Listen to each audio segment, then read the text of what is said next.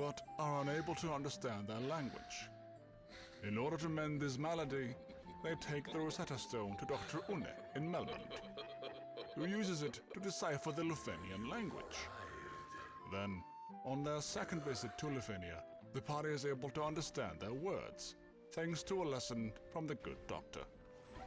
The Lufenians tell them that they are the descendants of a race that once lived among the clouds, the Sky People.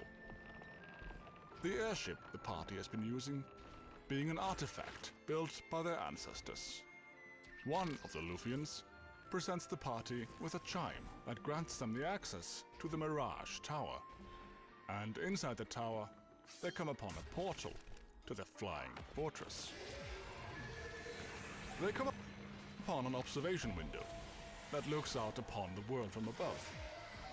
Looking out through the window, they see the four forces of fire, earth, water and wind appearing as mist and converging on a single point, namely the Chaos Shrine. On their way to the altar, the party happens upon a piece of adamantite before engaging Tiamat, the Fiend of Wind. Having bested Tiamat, the last of the four crystals regains its splendor, and the heroes return to the surface below. Having vanquished the four fiends and revivified the crystals, the warriors of light revisit the circle of sages to tell them of their deeds. The sages congratulate the warriors, but tell them that the root of all these disturbances is a time loop, and that the answer to make things right lies 2,000 years in the past. To uproot the problem, the sages task the warriors with returning to the Chaos Shrine, where they will be able to travel back in time and break the cycle. Before venturing back into the Chaos Shrine where it all began, the warriors pay a visit to Mount Duergar, where the master blacksmith uses the adamantite to craft a legendary blade, Excalibur. Armed with a new weapon, the warriors re-enter the shrine and focus the light of their four shining crystals of earth, fire, water and wind on the black crystal in the room, where they had previously rescued Princess Sarah. The flow of time surges, and space begins to warp, taking them 2,000 years into the past. Proceeding through the Chaos Shrine of Antiquity, they come across a stone slab, and upon playing the lute entrusted to them by Princess Sarah, a secret passageway opens up, allowing them to venture deeper into the shrine. Along the way, they encounter each of the four fiends. Lich, the Fiend of Earth, Merilith, the Fiend of Fire, Kraken, the Fiend of Water, and Tiamat, the Fiend of Wind. Once their past incarnations are defeated, and the warriors reach the heart of the shrine, they are greeted by Garland, the knight who they had defeated 2,000 years in the future. Garland explains that after having been defeated, the four great forces saved him by sending him back through time, which allowed him to send the four fiends into the future, where they could once again use their powers to send him into the past, effectively creating a time loop that lets him live forever. Garland takes on the form of chaos and challenges the warriors of light to one final battle. Once the warriors of light emerge victorious, the time loop is severed at last. The endless struggle that raged over 2,000 years had ended, and peace prevailed once more. The light of the four crystals restored the forces of wind, water, earth, and fire. It was a mere trick of fate that had given rise to the chain of Garland's wrath. But, magnified by the four forces meant to guide our world, that trick of fate also gave birth to the fiends. Monsters had run rampant as the world sank into darkness. But all that is now past. With the four forces flowing as they were meant, warriors prepared to cross time and return to the world they knew. A world where Princess Sarah, Queen Jane, and even Garland himself await. When was this fateful day that sent time spiraling into a loop? None can say. It seemed the cycle into which time had fallen would last forever. But the bravery of 4 young travelers changed that. They took the forces that filled the world with darkness and used them to bathe the world in light. None will ever recall the struggle the 4 endured. For the breaking of the chain means that it never existed. But within the tales of fantasy that people tell, the memory of their deeds live on. Tales of dwarves and elves, of dragons and shining civilizations that reached for the heavens even as they fell. And now their return is upon us. With the memory of their struggle buried deep in their hearts, they will quietly watch over our world. Remember always that the forces of the world must be used as they were intended, that the power of light must never be used for dark, and that the true crystals reside in your heart. For you are the warrior who crossed time. Your party, with Gordon in tow, makes haste to reach Hilda, defeating a behemoth at the Colosseum to earn her as a prize. But Emperor Matthias, who is overseeing the match, has them thrown in the dungeons. There they are saved by Paul, who unlocks their cell. Hilda and Gordon escape on their own, while the rest of the party draws the guards' attention before following suit. The rebel army plans an attack on Finn, and encamps outside the town. Firion, Maria, Guy, and Layla lead the attack and defeat the Imperial Castellan Gotos, earning the rebels an important victory. Minwu and the Ultima Tome are nowhere to be found, so Hilda instructs the party to look for him and retrieve the tome from the Mysidian Tower. After obtaining the crystal rod from the trials on the tropical islands, the party heads for the tower, only to be swallowed by the Leviathan, a monster that guards the seaway approach to the tower. Shipwrecked and separated from Layla, the party works its way from Leviathan's innards to the mouth, where, with the help of Ricard Highwind the Dragoon, they retake the ship by defeating a roundworm. They head for the tower with Ricard, where they best the Fire Gigas, Ice Gigas, and Thunder Gigas, and find Minwu at the Chamber of the Seal. He has been waiting for Firion's group to arrive, and once they are there, he uses his life force to break the seal, costing him his life. The party takes Ultima and returns to Finn, but discovers the towns of Altair, Gatria, Palum, and Poft have been destroyed by a mysterious force known as the Cyclone. A terrible force which threatens to tear the world asunder if the party cannot figure out how to stop it. Hilda explains a pendant can be used to call wyverns in the chamber at the top of the castle, and Paul gives them the item. The pendant calls the young wyvern that was hatched at Deist, which allows them to fly into the heart of the cyclone. They infiltrate the fortress inside the storm and defeat Emperor Matthias. A victory celebration is held at Finn, but it is interrupted by the news that the Dark Knight is Maria's long-lost brother, Leon, who has crowned himself emperor. Sid, dying after the attack on Palum, gives the party his airship, and they fly to Palamicia. Leon refuses Maria's pleas and prepares to battle, but the Emperor returns from Hell, now more powerful than ever, and reveals he intends to bring Hell to Earth, no longer caring about ruling Palamicia. Ricard sacrifices himself in battle against the Emperor so that the others can escape on the Wyvern. After Ricard's death, the Dark Emperor raises Castle Pandemonium, the fortress of the Lord of Hell, to start a new empire. Leon joins the party at Firion's behest, and they set out to prepare for the final battle. After returning to Deist to earn the Excalibur, the treasured sword of the Dragoons, the party fights through the Jade Passage, entering Pandemonium from underground, as other forms of approach are impossible. As they finally make their way to the Emperor, a fierce battle ensues as the Emperor attempts to destroy the last hope of the Resistance. Despite his powerful spells and his ability to call down meteors, Firion and the others defeat him for good. They return to Castle Finn, where Hilda, Gordon, Nellie, Layla, and Paul wait to congratulate the party on its victory. Life begins anew for everyone, but Leon takes his leave, feeling that too much has happened between them for him to stay. Maria protests, but Firion says they will be waiting when Leon is ready to return. Their long struggle was finally at an end. The Emperor, Pandemonium, the monsters plaguing the world, all had vanished without a trace. Peace had returned once more. The wounds of war would mend, and the memory of those bitter days would fade. But one thing would never be forgotten, that a band of young heroes once saved the world.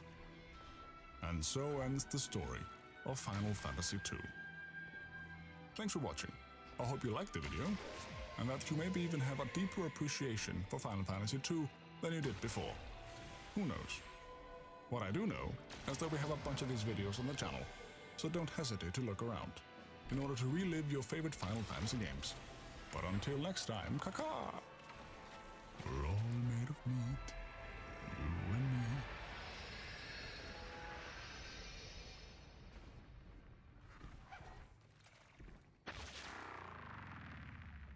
Welcome to the complete story of Final Fantasy III, the last of the Nintendo Famicom Final Fantasy games, and the first Final Fantasy game to feature a job system, allowing players to switch between classes mid-game, making for one epic adventure and lots of different gameplay options to explore. The game has received both a 3D remake and a pixel remaster, but this video will explore the story of the good old pixels, making it more faithful to the original. Not that there's anything wrong with the 3D remake, and who knows, maybe we'll make a video about that version as well someday. But anyway, I'm Peter from Birds of Play, and in this video, I hope you'll join me as we revisit the complete story of Final Fantasy III. It will be a long way to the world of darkness and back home, but I hope you'll stay with us every step of the way. Into the silence, one of the Golgons prophesied. The great earthquake was only the beginning. The tremors tore the land asunder. The crystal sources of the world's light were swallowed into the depths as monsters emerged from the chasms now scarring the earth. Yet that was nothing compared to the catastrophe to come. Something fathomless, ominous, and laden with sorrow looms on the horizon. But hope is not yet gone completely. 4 souls will be blessed with the power of light, and so it shall begin. Centuries later, 4 orphaned youths, raised by Topapa, the village elder, in the rural village of were out to test their mettle. They came across a cave, one of the very same that formed when the crystals were lost to the earth. And what started as a simple game of exploration became so much more. While playing, the youths fell through a hole in the ground and deeper into the cave, where they came across a strange room which houses the wind crystal at its center. The crystal shines brightly and tells them that they have been chosen, before bestowing upon them the last of its light. Within the light, the will of the crystal surges through them. They decide to accept their destiny. And so begins a journey to dispel the darkness and return light to the world. The young heroes receive the crystal's power, and with it, the world's last light of hope, making them the warriors of light. Heeding the call to adventure, the 4 youths bid farewell to the village of and travel to Kazas, only to discover that the residents of the village have been turned into ghosts as the result of a curse laid upon them by an evil djinn. In hopes of breaking the curse, they then travel to Castle Sasune to see the king and retrieve the mithril ring needed to break the curse. The ghostly king begs them to rescue his daughter, Princess Sarah Altney, who disappeared when the curse took hold, taking the ring with her. The 4 heroes enter the lair of the djinn, where they encounter Princess Sarah, who joins them on their quest to save the kingdom. And using the powers bestowed upon them by the crystal, the warriors of light defeat the djinn, enabling Princess Sarah to seal him with the ring. Back at Castle Sasune, Princess Sarah uses the Mythril Ring to break the curse. The warriors then return to Kazas and talk to a man named Sid, who has an airship they can ride on. However, as there is a large boulder blocking the mountain pass to the rest of the continent, they are forced to ram it with the airship, clearing a path, but rendering the airship inoperational in the process. Together with Sid, they then walk the rest of the way to the town of Canaan, where Sid lives. In Canaan, they meet a girl named Salima, who mourns the disappearance of her love, Desh, who has wandered off to Dragon's Peak, a nearby mountain where dragons roost. As the party braves the slopes of the mountain in search of Desh, they are abducted by Bahamut, a mighty dragon who carries them to his nest, as he plans to feed them to his offspring. There they meet Desh, who has lost his memory and can only remember his name. Together they escape the dragon, and Desh gives the party the mini-spell, allowing them to shrink in size. Using Desh's mini-spell, the group enters Tozus, the village of the gnomes, and passes through Tozus Tunnel to reach Viking's Cove, so they can acquire a ship. Once there, they find the Vikings in an uproar, as their guardian, the Nepto dragon, has gone on a rampage and is mercilessly seeking any ship that dares to set sail. The party agrees to help, and as they journey to the Nepto temple, they discover that the statue of the Nepto dragon is missing an eye. They shrink down once more to traverse the tunnel inside the temple walls and find the eye in a rat's hoard, allowing them to reclaim it. They return the eye to the statue, which calms the wrath of the dragon, and as a way of thanks, the statue also bequeaths to them the Fang of Water. Returning to the Vikings, the grateful seafarers then give them the ship Enterprise, allowing them to sail the world. The Warriors of Light take the Enterprise to the village of the Ancients, where they learn that in the past, the Ancients had sought to use the crystals to harness the power of light. However, they struggled to contain its burgeoning energy and ended up unleashing a catastrophic flood of light upon the world. It wasn't until 4 warriors from the world of darkness came and subdued the flood that balance was restored to the world. And as darkness now threatens the world, the duty of restoring balance now falls to the Warriors of Light. They also learn that the continent they are on is actually floating above the surface world, and that the Tower of Owen provides the power to keep it afloat. As they continue exploring the world, the Warriors of Light visit Golgan Gulch, home to the Golgans, sightless sages who foretell the future. The Golgans tell them to go to the Tower of Owen, and as they battle their way through the tower, they are taunted by a mysterious voice. At the top they find Medusa, a servant of the mysterious Sunday, who threatens to destroy the tower and bring down the continent.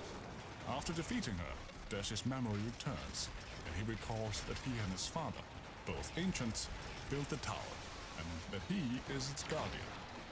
Sacrificing himself, Desh leaps into the furnace to repair the damage caused by Medusa and save the floating continent, though the party urges him not to. As the furnace in the Tower of Owen is stabilized, the whirlpool blocking the channel to the north clears. So the party heads for Dwarven Hollows in search of the fire crystal. When they arrive, the dwarves are already up in arms, due to one of their precious ice horns having been stolen by Gutsko the Rogue. The party agrees to recover it and enters the subterranean lake beneath Dwarven Hollows by transforming themselves into toads. There they encounter Gutsko and retrieve the horn from him. However, they are followed back by a mysterious shadow, and when they reach the main altar in Dwarven Hollows, Gutsko reveals himself and grabs both horns. The 4 pursue Gutsko once more, this time into the Molten Cave to the north, where they find Gutsko standing before the Crystal of Fire. Gutsko attempts to absorb the power of the crystal and is transformed into a dragon, only to be defeated once again by the Warriors of Light. The party then receives the light of the fire crystal and several additional jobs to empower them on their journey. As they return the horns of ice to the dwarves, a wounded villager from the village of Tokul begs them to save his town from the dreaded wizard Hein before dying of his wounds. The 4 warriors sail to Tokul post-haste, but as they enter the village, they are seized by Hein's men and brought to Castle Hine. There they learn that the evil Hine, advisor to King Argus, has captured the king, enslaved the people, and uprooted the Elder Tree from the living woods, making it his castle. The warriors of light defeat Hine and restore the Elder Tree, obtaining the Fang of Wind. And upon reaching Castle Argus, the king thanks them by giving them the Wheel of Time, a device constructed by the ancients. They then return to Sid, who uses the wheel to remodel the Enterprise into an airship, allowing them to fly off the edge of the floating continent to explore the world below. When they arrive, the surface world is almost completely flooded, with only 2 visible islands peeking out from under the vast ocean. They fly the Enterprise to a wrecked ship and find an old man tending to a water priestess named Arya Bennett. The party offers Arya a potion, and as she recovers, she recognizes them as the Warriors of Light, deciding to join them on their quest to restore the water crystal. Using a crystal shard from the Temple of Water, she opens the way to the Cave of Tides, which houses the water crystal. They make their way to the crystal, and Arya returns the shard, instructing the warriors to return the light to the crystal. As they approach, however, Arya suddenly pushes them out of the way of an arrow. She falls, and Kraken attacks the party. The 4 defeat the monster, but Arya is mortally wounded. Arya imbues the party with the power of the water crystal and dies. As the surface world re-emerges from the depths of the ocean, the warriors fall unconscious. The party awakes in the town of Amu and find that Goldor, the owner of a manor south of the town, has chained up their ship. Before they can confront Goldor, however, they must acquire Levigrass shoes, so that they can traverse the swamp which separates the town from the manor. While in town, they meet fellows who believe themselves to be the true Warriors of Light. But as the party rescues them from monsters in the sewers, the fellows recognize them as the true Warriors of Legend, repaying them by helping them get Levigrass shoes from the bad-tempered Delilah. Using the shoes, the party then visits Gold Manor to get the key to the chain and meet the Earth Crystal. But Goldor spitefully shatters the crystal after his defeat. Dismayed, the party unlocks their ship and sets out, visiting several towns around the world. As they fly over the kingdom of Saronia, which is amid a civil war caused by King Gorn, their ship is shot down. They find the king's son, Prince Alice, in a pub, having been banished from the castle, and win his favor. Together with the prince, they then visit the castle and are granted entrance. But that night, King Gorn enters the bedroom to kill his own son. Before he can go through with it, however, Gorn plunges the knife deep into his own stomach and frees himself from the spell placed upon him by his advisor, Gigametz. Gigametz then turns into a monstrous Garuda, only to be defeated by the party. As the dust settles, Alice is crowned as King of Saronia. As thanks for saving the kingdom, the scholars of Saronia inform the party that the ancient airship Nautilus has been unearthed and that they are free to use it.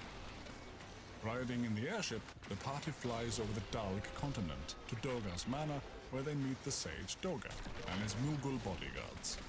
Doga explains that he, Unai, and Sande were once students of the great magus Noah, and that Noah had granted each of them a gift. Doga was given vast magic power, Unai control over the world of dreams, and Sande was granted human mortality. Sande was enraged by this gift, which he considered a great insult, and as a result he has continued to seek the world's destruction ever since. The party confesses the fate of the Earth Crystal, but Doga explains that the crystal Goldor had was a fake, and that the real Earth Crystal is unharmed. He joins their party and uses Mini on them, who enter the Cave of the Circle. When they reach the end of the cave, Doga uses a spell to transform the Nautilus into a submarine and tells the Warriors of Light to go to the Temple of Time to recover Noah's loot, which will awaken Unai from her eternal slumber. He then leaves the Warriors to find Eureka's key himself. As per Doga's wishes, the Warriors of Light retrieve the loot and enter Unai's shrine to awaken her. Once awake, Unai tells them that they must acquire an airship capable of crossing mountain ranges in order to get to Sande, and tasks them with going to the ancient ruins to the north. Before they leave the shrine, she also hands them the Fang of Fire for them to use later. Une joins the party and helps them excavate the Invincible, which can fly over mountains. And after briefing them on its capabilities, she bids them farewell and directs them to the Cave of Shadows for the fourth and final Fang, the Fang of Earth. In the Cave of Shadows, north of Amor, the party defeats Hekaton Kid and obtains the Fang of Earth.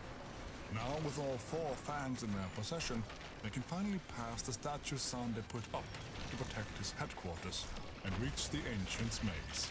There, they battle Titan and meet the Crystal of Earth, which gives them their final set of jobs. Before they can take the fight to Sande, however, Doga and Une call the warriors back to Doga's manor and teleport them into Doga's grotto upon their arrival. The two sages then explain that their souls are needed to activate the key to Eureka. Therefore, the party must kill them in order to activate the key. When the party tries to refuse, Doga and Une transform into monsters and attack them. After their defeat, the bodies of Doga and Une pass away, leaving only their spirits and the Eureka key and the circus key, allowing the party passage to the forbidden land of Eureka and the Crystal Tower. Atop the tower, they find a room containing a large mirror, but when they look into it, they are paralyzed by the curse of the 5 worms. As all hope seems lost, Doga's spirit brings the allies who fought alongside the Warriors of Light to the tower to break the curse. Their allies being Princess Sarah, Sid, Dash, who miraculously survived the furnace, King Alice, and one of the 4 fellows. They wish the warriors the best of luck, and the warriors proceed to the top of the Crystal Tower. There the party confronts Sande, who declares that they are too late to stop the encroaching darkness, and even upon his defeat, Sande celebrates victory, telling them that the cloud of darkness has already gathered. Suddenly, an eerie green rift opens up, and the cloud of darkness attacks the warrior of light, swiftly killing them. As their allies gather around them in disbelief over their sudden passing, Doga and Une sacrifice their souls to revive them, allowing them to enter the world of darkness to fight the cloud of darkness once more. The party enters the world of darkness and defeats the evil guardians of the Dark Crystals, which frees the ancient warriors of darkness. When they face the cloud of darkness again, the 4 warriors of the dark sacrifice themselves to weaken the entity, giving the warriors of light a fighting chance. The cloud of darkness is ultimately defeated, and the heroes and their allies return to their homes. The fellows return to Amor, Alice returns to his kingdom, and Sid and Dash return home to their lovers. However, Sarah does not want to leave the warrior, and stays with him, the warriors of light returning to Or together, along with the princess. Having saved the world and returned back home, they are welcomed with open arms. And as they are reunited with everyone, they are bathed in the light of the crystal, now back to its former brilliance. A new dawn has arisen. Thanks for watching. I hope you enjoyed our retelling of the... Welcome to the complete story of Final Fantasy IV, the game that took the storytelling of Final Fantasy games to the next level, by featuring a cast of dramatically compelling characters, and by presenting its narrative as the real focal point of the experience. A narrative that has since then served as an inspiration for subsequent Final Fantasy games on numerous occasions. It even inspired a direct sequel entitled Final Fantasy IV: The After Years, as well as a 3D remake. But in this video, we'll be focusing on the good old pixels. Or maybe I should say the new old pixels, since this retelling will be based on the Pixel Remaster version of the game. But anyway, I'm Peter from Birds of Play, and in this video I hope you'll join me as we revisit the complete story of Final Fantasy IV. It's going to be a long way from here to the moon and back, but I hope you'll be with us every step of the way. Heading the Royal Air Force, Cecil Harvey, captain of the Red Wings, returns to the Kingdom of Baron with a heavy heart, having just committed unspeakable atrocities in the name of the crown. Under orders from the King of Baron, he attacked the peaceful town of Mysidia and seized the water crystal in their possession under the guise that it was preventing them from using its power against the kingdom.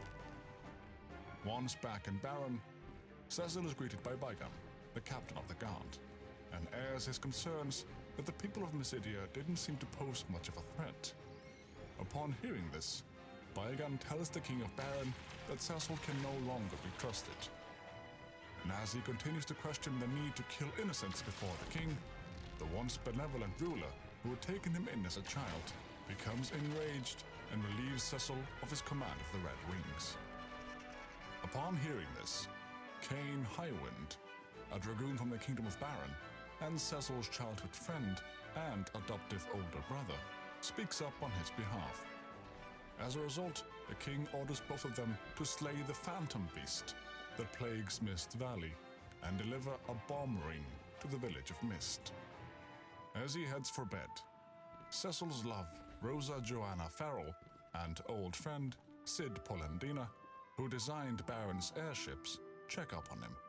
Then later during the night, Rosa visits Cecil in his room, having just heard of his new mission. But Cecil can't bring himself to face her after all he's done. Rosa comforts him and begs him to return to her in one piece. After she leaves the room, Cecil thanks her and laments that the two of them can never be together due to his calling as a Dark Knight. And so, the Dark Knight Cecil was stripped of his command as captain of the Red Wings.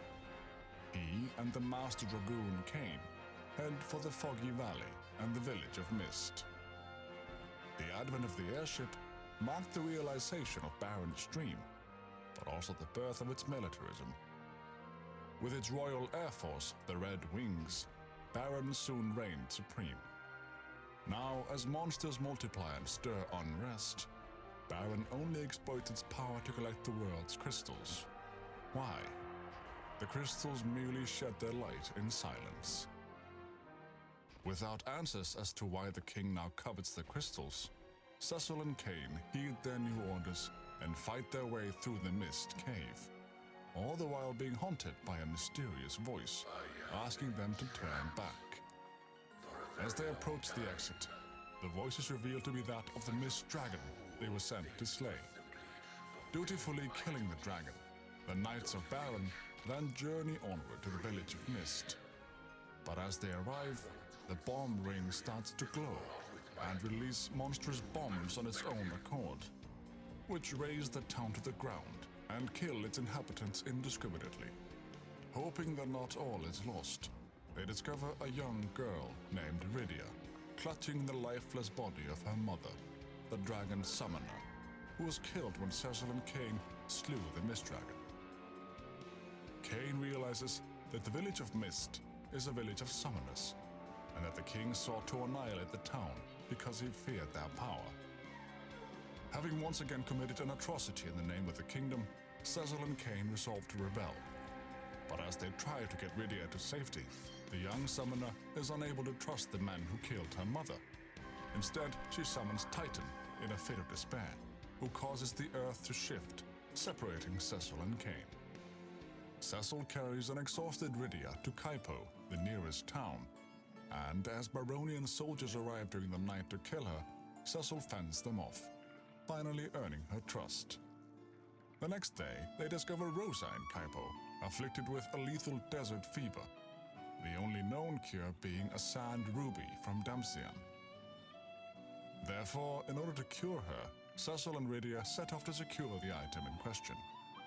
Along the way, they team up with the sage Tala in the underground waterway, as he has also set his sights on Damsian in pursuit of his daughter Anna and the amorous bard she eloped with. However, as they finally arrive in Damsian, the three travelers witness the Red Wings' elite air force mercilessly bomb the castle and seize the fire crystal in the name of Baron. Braving the bomb-stricken castle, they meet the bard Tella had been searching for, who turns out to be none other than Prince Edward Chris von Muir, and Anna, Tella's daughter, who has been mortally wounded by the senseless bombardment. Anna stops her father from taking his anger out on the spoony bard, and tragically dies in his arms. Edward explains that Anna shielded him from the attack, which also killed his parents and most of the castle's inhabitants. And that the Red Wings are now led by a man named Golbez. Enraged, Pella leaves to seek revenge on Golbez by himself, refusing to listen to reason, while Edward refuses to leave Anna's side. Although paralyzed by grief, Lydia and Cecil berate Edward and convince him to help them find the sand ruby, so that Anna's sacrifice won't be in vain. They go to the antlion's den and defeat the beast, obtaining the item needed to cure Rosa of her affliction. The ruby succeeds in curing Rosa, and as she regains her senses, she informs them that Baron is planning an attack on the neighboring kingdom of Fabul to steal the Crystal of Wind. During the night, Edward plays his harp near the oasis and is visited by the spirit of Anna, who tells him that he must fight, leaving him with the determination needed to press on. Come daybreak, the party sets off, but as they attempt to cross Mount Hobbs, Lydia is forced to overcome her fear of fire magic, which she developed when her village was razed to the ground, in order to clear them apart. While traversing the mountain, they meet a Fabul monk named young van Leiden, and together they warn the king of Fabul of the impending attack by Baron. Together they try their best to defend Fabul, but the Red Wings' assault is too strong, and they are driven back to the Crystal Room, where Cain appears and attacks Cecil. When Rosa, his childhood friend, forces him to hesitate, Golbez arrives and single-handedly incapacitates the defenders. Noting Cecil's concern for Rosa, he then abducts her and departs with his forces. Cecil, Lydia, Edward, and Young give chase, but their ship is attacked by the sea monster Leviathan, which swallows Lydia and shipwrecks Cecil alone on the shores of Mysidia. There, the townspeople spare his life, but inflict various status effects on him as a revenge for the Red Wings' brutal attack. Cecil meets with the Elder of Mysidia, who tells him to travel to Mount Ordeals and become a paladin to atone for his crimes, assigning the young twin mages Palom and Porum to accompany him on his quest for redemption. The party reunites with Tella on the slopes of the mountain, and Palom and Porum recognize him as the Great Sage. He is there seeking the power of Meteor, an ultimate magic spell which he had once mastered but has since forgotten. Golbez sends the Archfiend of Earth, Scarmiglione, to stop Cecil, but the party defeats the fiend in combat. Reaching the summit, a mysterious voice calls Cecil his son and tells him to vanquish the Dark Knight. Cecil then transforms into a paladin and is attacked by a doppelganger of his former Dark Knight self. However, instead of simply attacking as the executioner he once was, Cecil defends and protects in the fashion of a true paladin, ultimately dispelling the doppelganger. Having overcome the trial, the voice of he who called himself his father grants Cecil his light and sword. The encounter also restores Tella's memory, once again giving him mastery over Meteor. Upon returning to Mysidia, Palom and Porum reveal themselves to have been spies all along, and inform the Elder of Mysidia that Cecil performed valiantly, passing their test. The Elder notices the sword Cecil received, and reveals that it is inscribed with the words of an ancient Mysidian legend, which he promptly shares with them. One born of a dragon, bearing darkness and light, will rise to the heavens over the still land. The moon's light eternal brings a promise to earth with bounty and grace. Although the words are enigmatic, the Elder believes that Cecil might be the bearer of the sacred light, which the Mysidians have been waiting for. The Elder tells them that with Tella's magic and Cecil's newfound power, they might be able to defeat Golbez. He then gives them access to the Devil's Road, a magical passage which connects Mysidia and Baron, allowing them to successfully infiltrate the kingdom.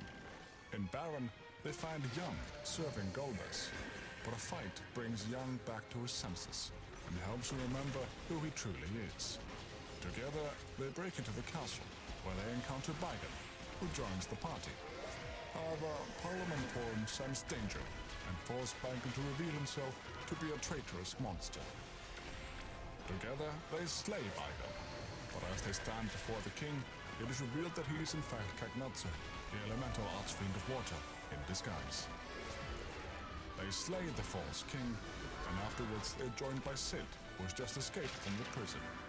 All seems well, but on their way out, the defeated Cagnazzo manage to lock them in a death trap as the walls start closing in on them with no escape. In order to save the others, Palom and Porm petrify themselves to stop the walls from crushing them. And since they became petrified of their own free will, the petrification cannot be undone. Leaving their petrified remains behind, the party boards Sid's newest airship, the Enterprise. As the ship takes off, they encounter Kane under Golbez's control, heading the Red Wing fleet, who forces Cecil to retrieve the Crystal of Earth in exchange for Rose's life. Not willing to gamble with Rose's life, the party does as he asks and goes to Troia, but finds that the crystal has been stolen by the Dark Elf. As they attempt to retrieve it to barter with Golbez, they come across Edward in a Trojan's care, having been injured in a shipwreck. He gives them a twin harp and uses it to help them defeat the Dark Elf from his bedside by playing it despite his grave condition, weakening the creature. As a sign of gratitude for vanquishing the Dark Elf and reclaiming the crystal, Cecil and the others are allowed to borrow it. Cecil takes the crystal to the Tower of Salt, and they fight their way past the Mega Sisters all the way to the top. Cecil gives Golbez the crystal, but Golbez refuses to return Rosa, despite having made a deal to return her.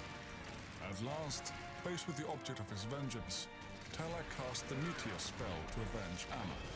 And while it does not kill Golbez, it breaks his hold on Kane. Golbez attacks Cecil, but cannot bring himself to kill him for some reason, instead deciding to retreat. With Golbez gone, Tala dies from overexertion, brought on by the casting of the meteor, lamenting that he died for revenge, before asking Cecil to avenge his death. They free Rosa just in the nick of time, before she meets an untimely end, and she and Cecil share a kiss, before welcoming the remorseful Kane back into the party. Before they can leave the tower, however, they are attacked by Barbarisha, Archfiend of Wind, giving Kane an opportunity to prove his worth in battle. Once Barbarisha has been defeated, Rosa teleports them back to Baron, just as the tower collapses. Kane explains Golbez has begun seeking the dark crystals to open the way to the moon, and using the Magma Stone that Golbez gave him, the party opens the way underground in the hope of saving the crystals from Golbez. As the Enterprise descends into the depths of the Earth, they end up in the middle of a battle between the dwarves and the Red Wings, and the ship crashes near the Dwarven castle. Although King Gjort of the Dwarves believes their crystal to be safe, the party discovers that the Calcabrina dolls belonging to Princess Luca are become possessed. After they defeat the dolls in the Crystal Hall, Golbez arrives and incapacitates them, but before he can finish them off, Rydia returns and saves them, having aged to adulthood and gained new summons in the Feymarch, the realm of the Eidolons, where time flows faster. Not willing to admit defeat, however, Golbez uses the last of his strength to steal the crystal and escape.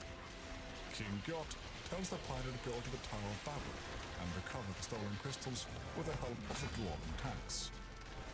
Once there, Cecil and company best the evil Dr. Lugai, but are unable to stop the tower's cannons from shelling the dwarves. In a selfless act of heroism, Yang forces his comrades out of the control room of the tower and sacrifices himself to destroy the artillery. Golbez attempts to kill the rest of them on the way out of the tower by removing a bridge, but Sid saves them with the Enterprise. As they fly away, they come under attack by the Red Wings, so Sid flies back to the underground entrance and jumps off to collapse it by hand detonating a bomb, sacrificing himself to ensure the safety of his friends. A short stop in Baron allows Sid's engineers to upgrade the airship so it can carry a hovercraft, which the party uses to reach the Eblon Cave, after finding the kingdom of Eblon itself deserted. There they meet Prince Edge Geraldine, just as he fails to defeat Rubicante, the Archfiend of Fire. And although he is testy at first, the prince ends up joining them. Together they enter Babil, Beard's cave entrance, and find Edge's parents, the king and queen of Eblan. But Lugai has turned them into monsters. They regain their senses halfway through the fight and kill themselves, much to Edge's sorrow.